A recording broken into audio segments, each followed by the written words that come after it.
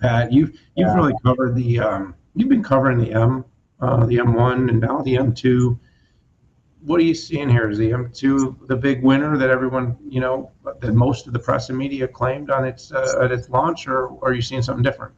So we talked a little bit about the chip before. They increased the die area 25%, yet they only got an 18% uplift in multi-threaded performance and pretty much flat on single core performance. I don't think that that's a spectacular swinging around the room, particularly when you looked at M1, you were looking at orders of magnitude. So we talked about that, I think, at the previous pod or maybe one. But what I wanted to focus on were the reviews of the M2 MacBook Air. So when the initial reviews came out on the M1-based MacBook Air and the MacBook Pro, pretty much every review was positive. I was a little bit more cautious on that because, quite frankly, there were a ton of incompatibilities with the MacBook Air that I surprisingly found that others didn't or didn't want to report, didn't run. And still to this day, the MacBook Air M1, M2, every variant of the M1 really can't play many AAA games. So I was really surprised to see some of the reviews for the M1 MacBook Air were a little bit different, at least some of the quotes. And let me read you from CNET. At $1199, the $200 increase over the traditional $999 MacBook Air starting price is a disappointment. So essentially, there's a $200 price increase. And in one of my tweets, I said, "Hey, I don't know if this is supply chain issues that they're having. Are they testing price elasticity, or is TSMC charging them so much that on the M2 that Apple has to charge more?" Here's something that came out of The Verge, and here's what TechMean said. Thinner, with much improved screen and a webcam, but gets warm and throttles aggressively under intense workloads. Base model has a slower SSD. This was kind of taboo when you looked at the M1 reviews. Something is going on at Apple. I can't tell you exactly what's going on. And by the way, for a backdrop, I don't know if y'all remember, pretty much said Apple's going to come in and clean house on market share with the new M-based. Well, according to IDC's recent Q1 second quarter 21 market share for Apple was 7.4%.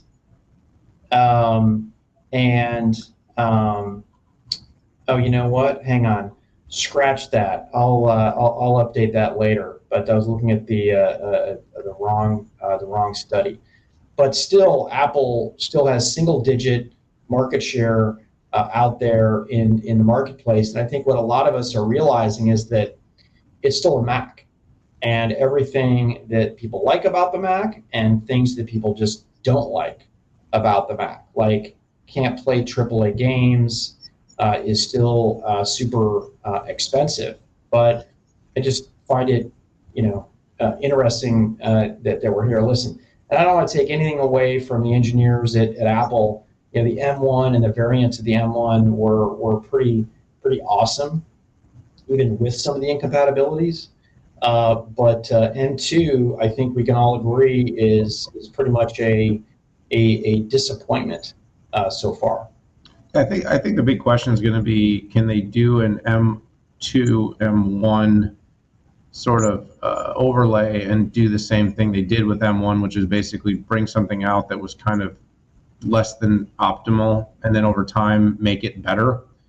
Because I remember your earliest reviews on M1, and you wrote some of the best and also most controversial reviews about M1. And I think at the time you wrote them, they were absolutely spot on. But Apple did put in the cycles to make it better. And by later generations of M1, they became better machines and more usable. Apple's real, as I see it, story is going to be this sort of ubiquity that's going to exist between its device ecosystem. and as ARM becomes more compatible with more apps, and apps become more cloud native, and more things are running on a browser, I do think that you're going to have a story that says, hey, if I can move from device to device to device seamlessly. And Pat, you and I are kind of, we've called out loud, because the x86 ecosystem just doesn't have that, because right now the x86 providers don't do mobile at the same way that Apple does. And so as mobile has become sort of our first device, what we're sort of screaming for is, how do we create more emulation, simulation between the phone, whether that's an Android or an iOS, and your Windows x86 laptop, and so, or whatever desktop machine. That's the big thing I'm sort of looking for, is how does x86 respond to this?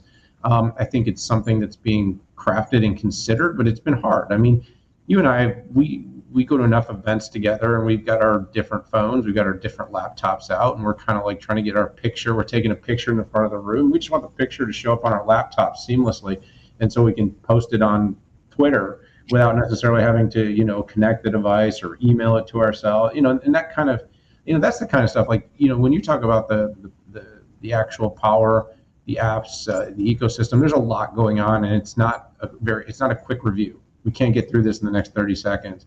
But I think the real question is going to be about usability. And I think that's where Apple's on the right track, but I think everyone's going to follow. I don't think this is over, and I think you're going to see competition there.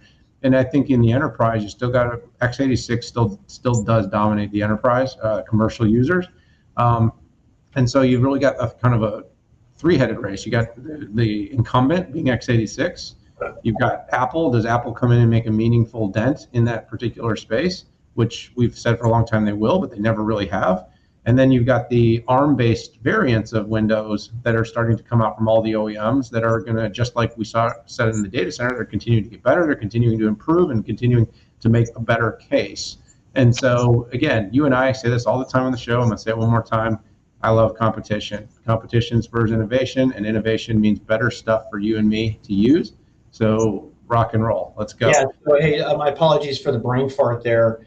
But Apple slipped from 4th place to 5th place. The overall market went down 15%. Mac sales went down 23%. Is this Canalys or IDC, or who's number? This is IDC. Okay. All right. Well, there you go. So not gaining market share at the moment.